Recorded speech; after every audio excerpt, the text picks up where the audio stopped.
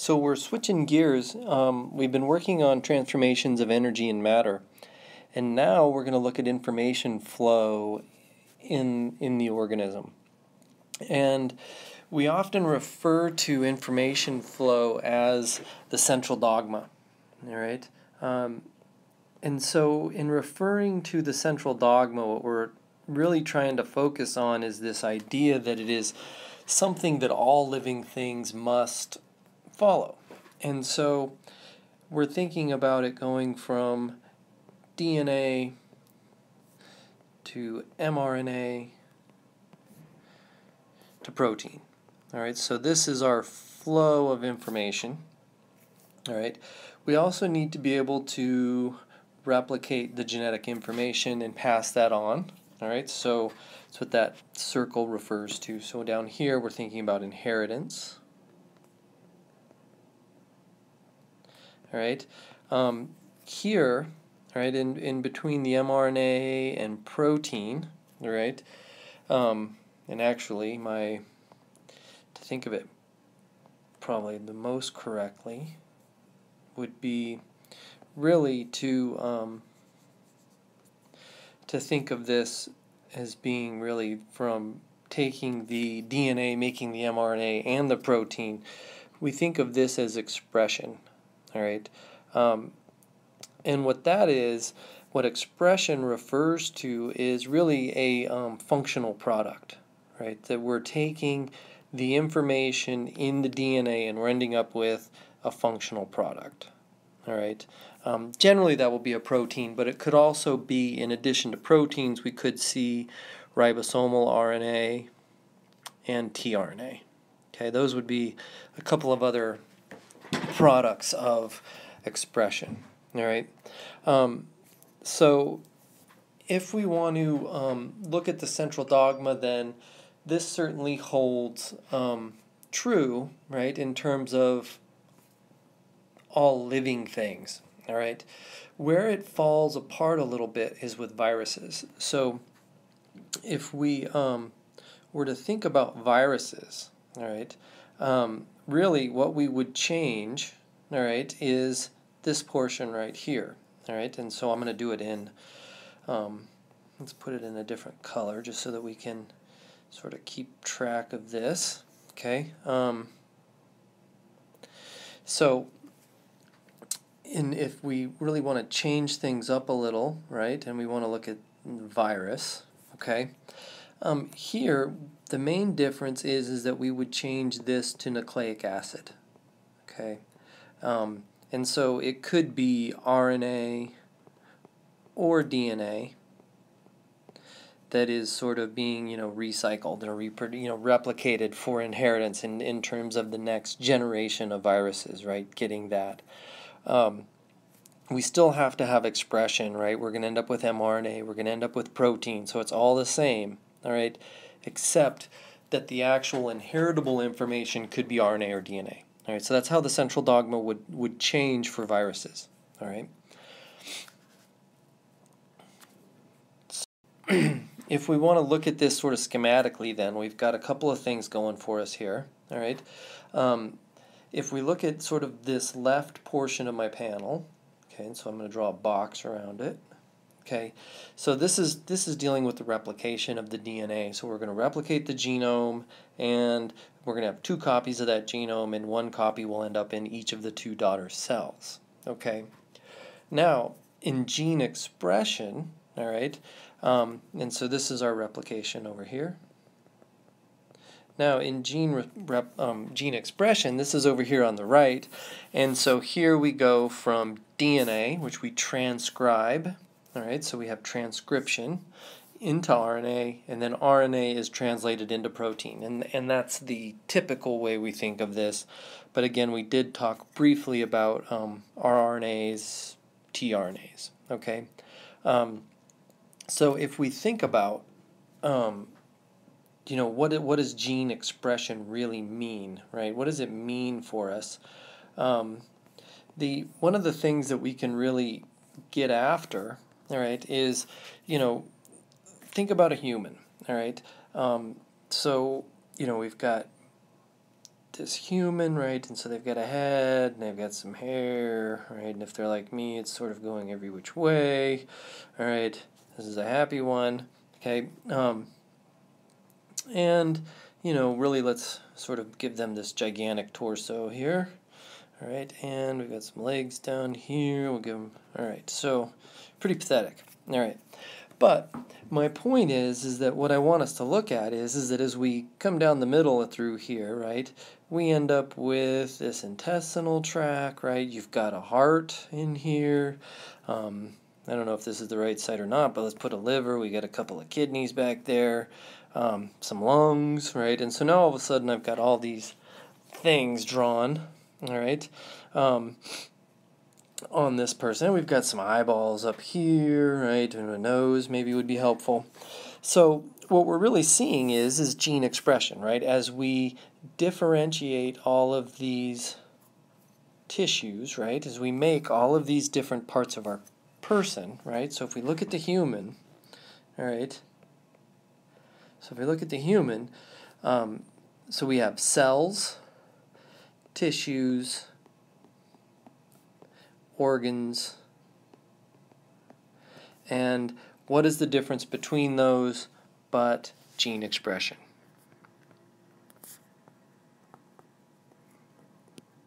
All right, now let's take our bacteria. All right, so it's here, okay, and it can be happy too, well, sort of. All right, and really what we want to think about in terms of our bacteria is that it's not going to differentiate into tissues or organs, right? But we have a changing environment, right?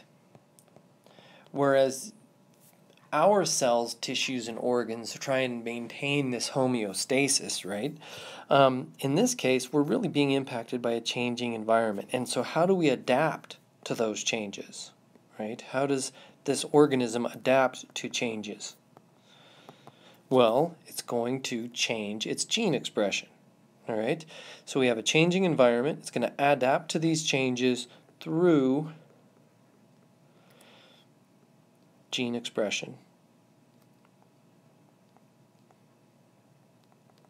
All right, so we've got quite a bit of work to do then, right? We've really got to think this of, you know, what is DNA? How do we replicate it? How do we then choose certain sections of the DNA to express those genes, all right, given the environmental changes, okay? So let's have a look. So what we want to do is we want to start with our friend DNA, all right, everybody's favorite molecule, hopefully. All right, and I want to review DNA just a little bit, all right? And so what we want to think about in terms of DNA is, you know, what are some of its key properties, all right? And so, you know, if we think of it as being, you know, it's sort of one strand, two strands, and this is my attempt at a double helix. All right, so what we think of is we think of things like we have a 5' end and a 3', right? So it's going to go 5' to 3'. So if I label this strand 5', all right, and I follow it down, all right, it is going to be down here, it is 3', okay? We also think of it as being anti-parallel. And therefore, right, that means that this one is 5 and this one is 3. So we have a strand, if I simplify this, that is 3, 5, 5, 3. Right, that's really what we're kind of getting at here, okay? And that's going to become extremely important when we actually replicate this thing, right? It's going to make our life a little bit difficult. Then we've got the sugar phosphate backbone.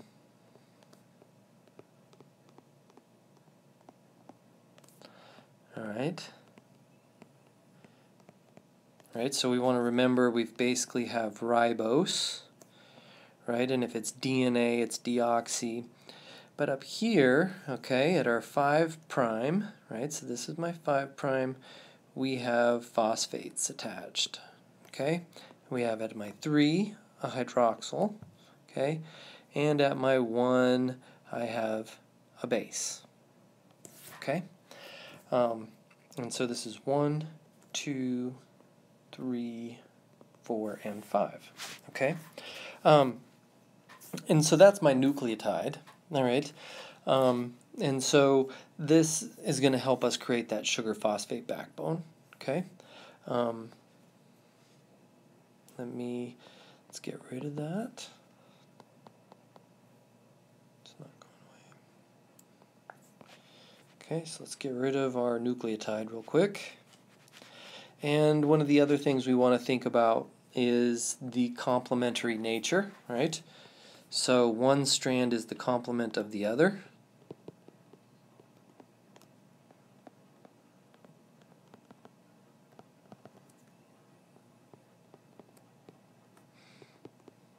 Okay, and that has to do with our base pairing, right? And so basically we know that if I have an A on my left strand, I will have a T on my right, and a G over here, I will have a C over here, and so on. Okay, so the T being the complement of the A, the C being the complement of the G, and vice versa. Okay, so that's our basic kind of review of DNA. So we'll look at a better picture than what what I had drawn. All right. So what we want to do is let's label this thing. And so if you look at it briefly, all right, can you locate the 5' and the 3' ends? All right. So if we start at the top left, I see a phosphate group. All right. And so I think, okay, I have a 5' phosphate. Okay. And if I look at the bottom of the rectangle in red, I have a hydroxyl group right here, and so that is my 3' hydroxyl. Okay. Then I have to do this anti-parallel. So if I notice again, I have a hydroxyl at the top in the blue, so that is a 3'. Okay. And if I look at the bottom of the blue rectangle, I have a phosphate, which means that is a 5'. Okay. This bracket in the blue, right, so this is trying to show us where our nucleotide is. Okay, and I sort of botched that. Let me clean that up.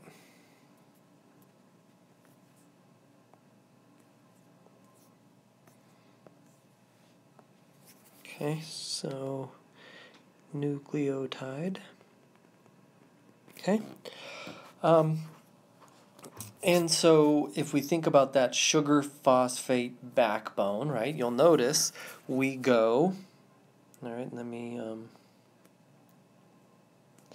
we go sugar, right, phosphate, sugar, phosphate, sugar, phosphate, and on the other side we go phosphate, sugar, and so on, okay? And so what we're doing here is we are, that's the backbone of this, and then at the center, all right, the center, all right, the space in between is where we have the base pairs, all right, and we have hydrogen bonds basically linking those things together, all right. So this becomes real important, right, this basic fundamental structure of DNA. So as we look at what's going to happen then, all right, and so I'm going to draw my DNA as a rectangle, okay, and inside of this you should be thinking of it as that double helix that I have been drawing as 2 squiggly lines, okay, and I'm going to do one red and one blue just so we can kind of keep them separated, okay. And so what we're going to have happen, right, is that if I have a gene, right, so let's say that this section here is a protein encoding gene. Okay, so it's a protein gene. Okay, so a gene for a protein. I can transcribe that. And that will become my mRNA. I can then translate my mRNA, and I can have a protein here. Okay, so this is my protein. Now, I could also have an RNA gene. So an rRNA gene. Okay, so again, this is a gene. So a gene for rRNA, all right? And in this case, all right, we just transcribe it.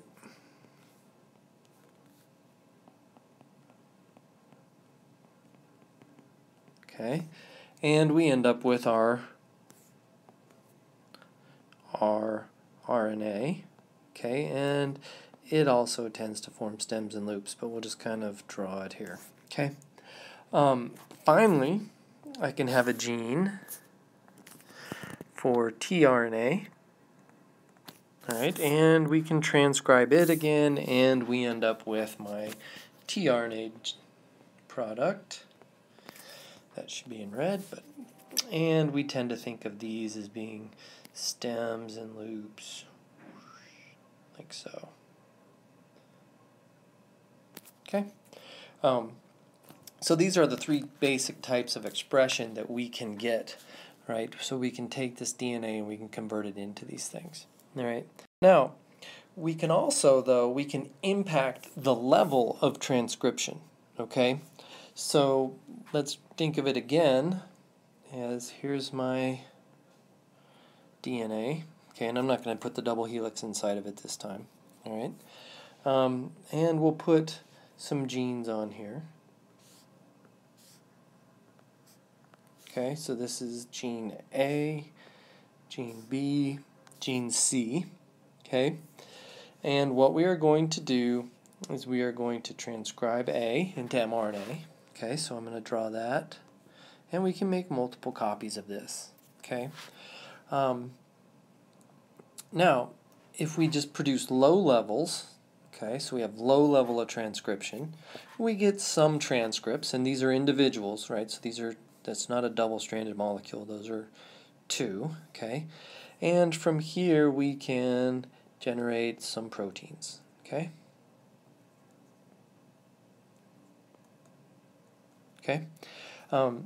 Now, what if we have a high level of transcription of gene C here, and so we end up with lots of mRNAs. Okay, so that means that that gene is transcribed an awful lot. Well, then we could end up with, okay. Now we can end up with lots of our protein. Okay. And so what we're basically talking about here then is that a cell can make choices in a sense, right? It can be predicted by the environmental conditions, internal or external, or signals that it receives. It can decide whether it should make a lot of something or a little bit of something, okay? And that's critical to everything from cells differentiating in your body to how bacteria respond to the environment that they live in, okay? And so that's just critical. So what we want to look at next is replication of our DNA, all right? And this diagram is a little bit complicated, but what I want you to think about is that we have an origin of replication. So in bacteria, we have a single circular chromosome, all right? And at that origin, it's going to be replicated bidirectionally. So we're going to start from the origin, and we're going to work to the right, and we're going to work to the left, okay? So what happens then is you develop a replication fork. So if we think about our DNA as being double-stranded, well, what if we make a bubble, like so, and we're replicating it going this way and that way? We end up with something that looks like panel 2. Okay, we end up with something that looks very much like that. Okay. Then eventually we get all the way around our circle, and we will end up at the site where replication ends, basically where we've completed the whole thing. All right. The other thing we want to keep in mind is that as we replicate the DNA, so let's just say that this one looks like so, okay, and this one would look like so, okay, that we're going to end up with half new, half old DNA. So I put the new DNA in blue there. So what I want you to think about is that we've got, at the end, if I sort of linearize these, okay, we're going to have something that looks like this, okay, where it's half new, half old, okay. This bottom picture is trying to show us the replication fork and us making these new things. So we've got a replication fork here, a replication fork here, and so it's just showing us DNA replication, all right? Now, what are the components of DNA replication in bacteria, right? There's clearly a bunch of enzymes that need to go into this. And so we have what is called the replisome. Okay? And the replisome is a complex of enzymes and other proteins that synthesize DNA. So basically, to think of this as a complex, right, which means they're associating with each other, of proteins, so of enzymes and proteins. That's a plus. Pretty crummy plus, but let's... Okay, plus proteins to replicate DNA.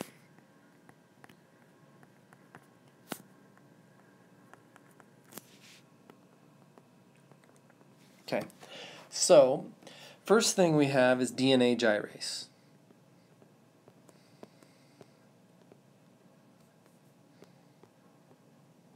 Okay,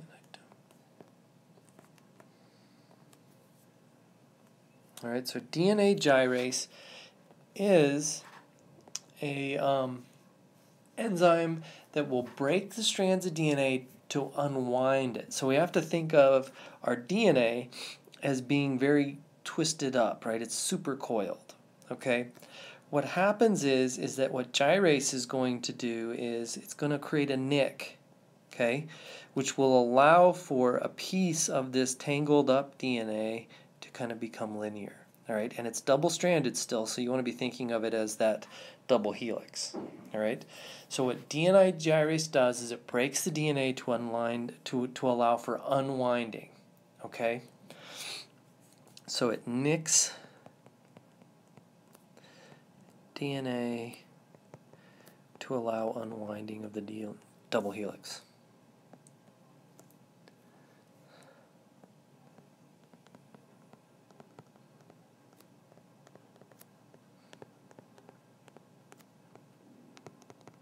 Okay, so basically, if we think of our double helix, right, like so, okay, we want to be able to get this thing to be kind of separated so that we can synthesize DNA on the insides here.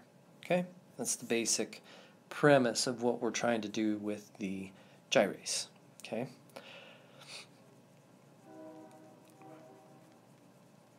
And if you've ever actually taken a ciprofloxacin antibiotic, it affects gyrase. So if you've ever actually,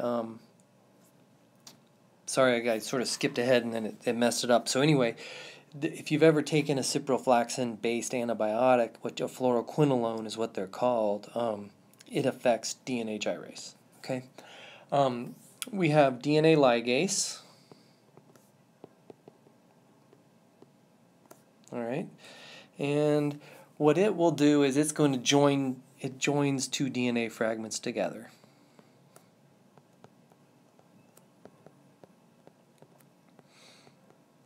Okay.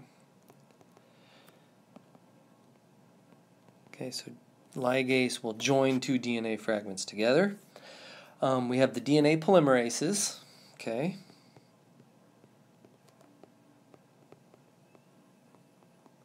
And their job, as it sounds, is to synthesize DNA. Okay, so they make DNA. Now, there are some rules, all right, for DNA polymerase. It can only add to a 3' hydroxyl, so it requires a 3' hydroxyl. Okay, so it adds them to the 3' hydroxyl. And it adds the bases, or synthesizes, always in the 5' to 3' direction. All right, so those are some basic rules. So it has to have a 3' hydroxyl to work, and it adds those bases 5' to 3'. All right. So I'm going to get rid of this. Okay, these top ones, in case you're still writing down below. And because we have more, so we have helicases.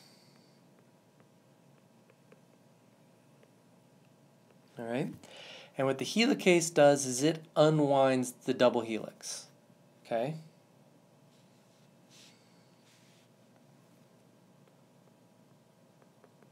Unwinds the double helix. Okay, so this is where we're going to go from double-stranded to single-stranded, right? So we'll have a single strand up here and a single strand down here. All right, so that's the helicase. We will also have an origin of replication. We'll generate Okazaki fragments, which are fragments. Will be easier to define those when we see them. But I want to talk about primase. That is the enzyme that synthesizes an RNA primer. The RNA primer provides, it provides the 3' hydroxyl group needed by our DNA polymerase. All right, so that's an RNA primer, and it is basically going to be sort of this initiation thing. Okay, and so primase is the enzyme that makes the primer. The primer is the fragment of RNA, right, to which the DNA polymerase can add. Okay. All right, so those are kind of the key bits. All right. Now, one of the things that I want to have a closer look at is this actual addition of a nucleotide to a growing strand of DNA. All right, so let's look at the top panel first. All right, direction of our DNA synthesis is from right to left. All right, and the bottom, where the blue strand is what is new. All right, so we're going in that direction. I want you to notice the 3' hydroxyl group here, our 5' phosphate over here. All right, so those are kind of a couple of key pieces of information that we want to look at. All right, the other thing you want to think about then is if we're synthesizing the DNA 5 to 3, we're reading the DNA template 3 to 5. So look at the directionality of the template. Here's my 3' end, and we're reading it towards the 5'. Now, if I'm going to attach this nucleotide here, all right, it's an A, what we want to think of is that they've shown us that little rectangle, right, and that's my phosphate and my sugar phosphate backbone, right? This end of it is the 5' end, okay? This end of it is the 3' end, all right? So we're trying to keep in mind that we're synthesizing everything 5 to 3, but notice the orientation of my subunit, right? My monomer is in that 5 to 3, right to left in that direction.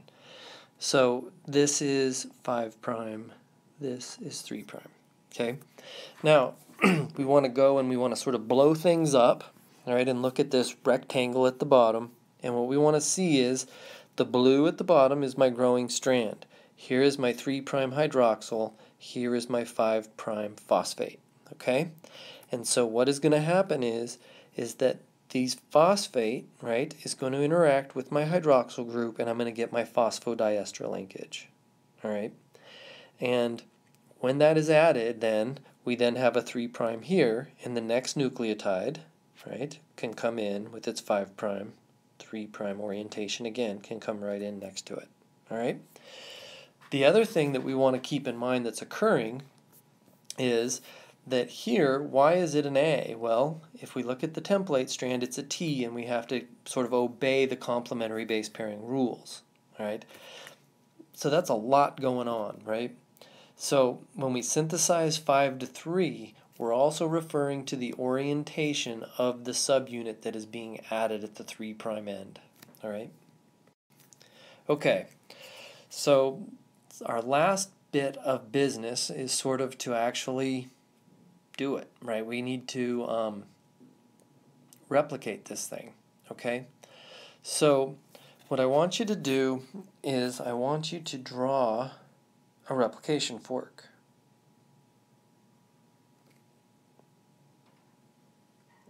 Okay, mine's a little cattywampus. It's a little out of whack, but it'll work.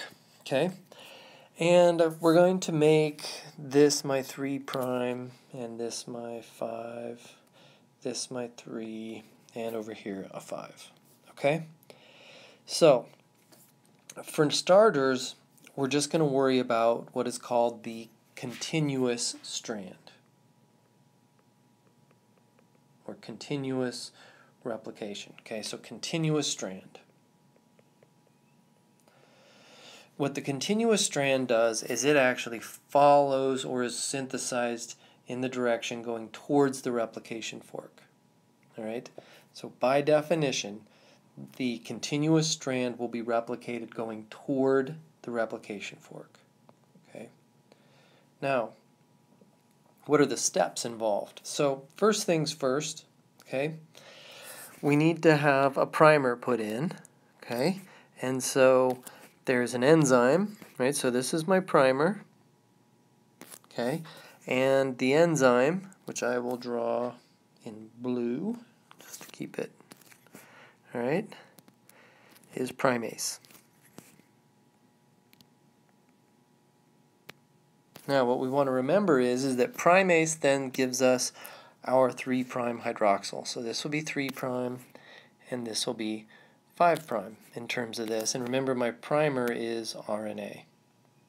Okay, so when we're looking at this then we're thinking, okay, so I'm anti-parallel, notice 5, 3, okay, and now my next bases can be added to this 3' end. So what's going to happen then is DNA polymerase is going to come in and it's going to start working. Okay, and so we can draw it like so, and we'll put DNA polymerase here.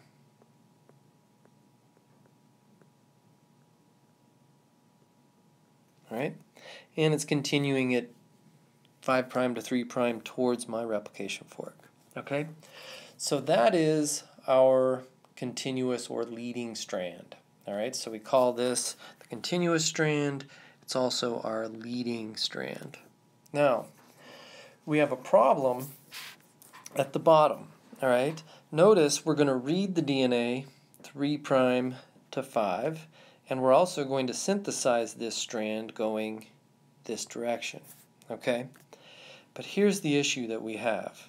Okay, if we look at this, all right, so I'm going to draw my replication fork again.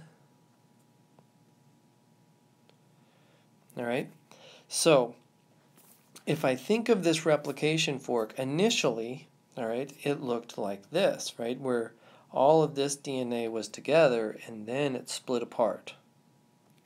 All right, and then over time, more of it becomes opened up.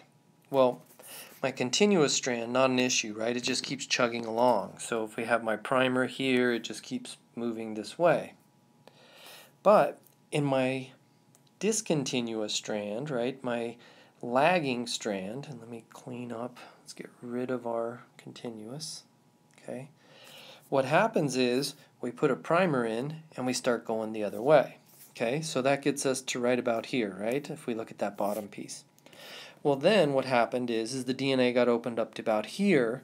Well, so let's put another primer and let's start again. And then finally it got opened up even further. Let's put in a primer and start again. Okay, so these fragments of DNA are our Okazaki fragments.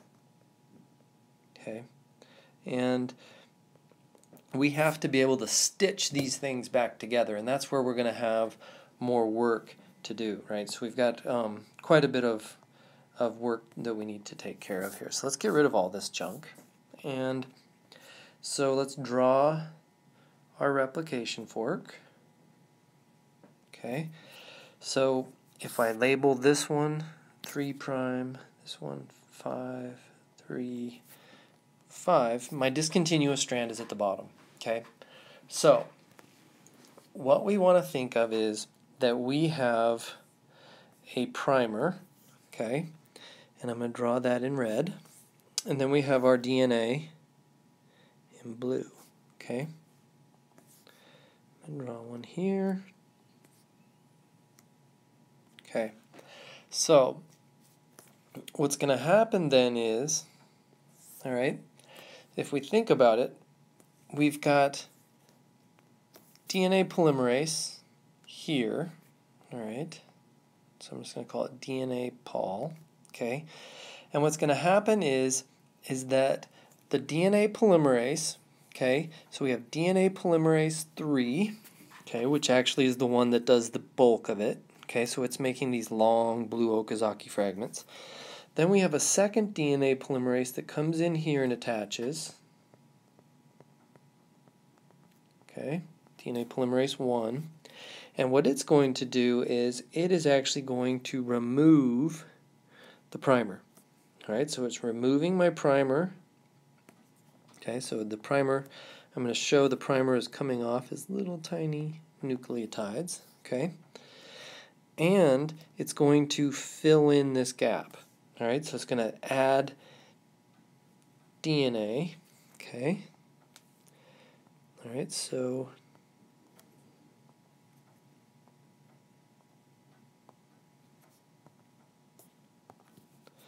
alright, so we're going to add our DNA like so, okay, by our DNA polymerase 1. So it has nuclease activity, alright, which means that it broke down the RNA, right? So it chews up the RNA. And it has polymerase activity, which means it can synthesize DNA, okay? So I need to get rid of this.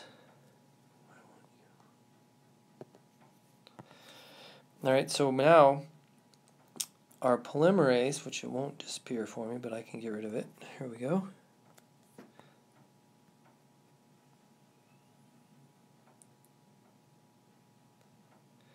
Okay, so my polymerase, my ghost polymerase here, right, is now here. Okay, and it needs to exit, right? So it runs into the strand in front of it, and it needs to leave. Okay, now there's an issue associated with that. Okay, when it leaves, there is one bond that is not completed. Okay, and that bond is right here. Okay, so there's a gap. Ligase, okay, so my enzyme ligase is going to come in and it is going to seal the gap. That's ligase's role. All right?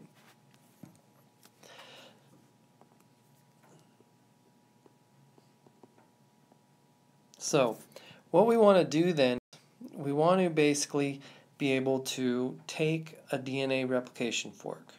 Okay? So you should be able to take a replication fork like so. You should be able to label the ends. 5 prime. Now I've switched it on you this time. Okay, so my continuous strand is down here. My discontinuous is up here. And you're asking me, well, how do you know? Well, first off, ask what direction do you read DNA? 3 to 5. So we're reading in this direction, we're reading in this direction. Okay? The second thing you want to do is you want to say, well, okay, and I synthesize in what direction? Well, I synthesize 5 to 3.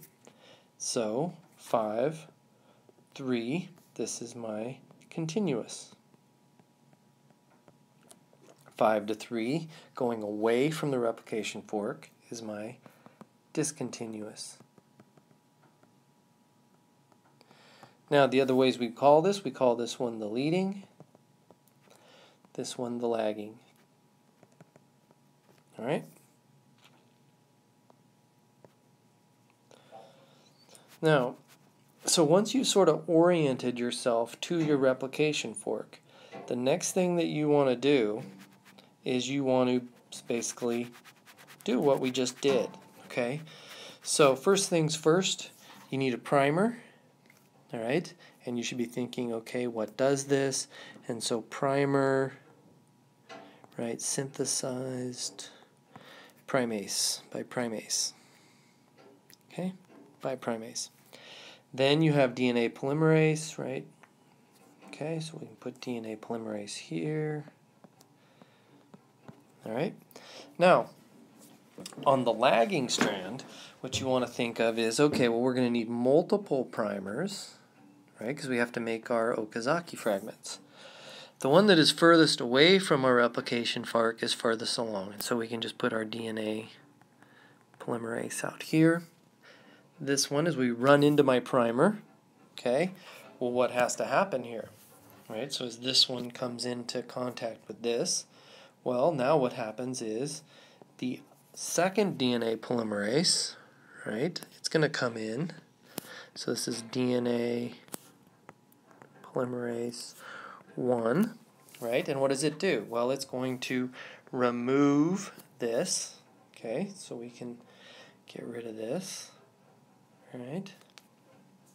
And it is going to synthesize DNA, so it removes the RNA, right? It removes the primer, and then it fills the gap except for the final bond, okay? And our final bond here, you should be thinking ligase, okay? So that's kind of the basics, all right? A couple of other things that we haven't added, right? So we should have helicase here, right? Remember, it unwinds the double helix. It's going to create the actual replication fork for us, okay? And then what's actually happening ahead of the game is gyrase, right? Gyrase has created those nicks in the DNA that allowed for it to unsupercoil, right? So you want to think of it as it's kind of tightly wound up like a rubber band that you've twisted a whole bunch of times, right? You know how it starts to form knots and kind of fold up on itself? Well, what you can do then is basically you cut that, right? And then you've all probably seen a rubber band snap. Well, it makes it all sort of relax, and that's what the gyrase is doing, all right? So have a look at these diagrams, have a look at the diagrams in your book, and be prepared to really describe the structure of DNA, the function of all of these enzymes, and how we're going to replicate this. So you want to think of it as an ordered process, all right?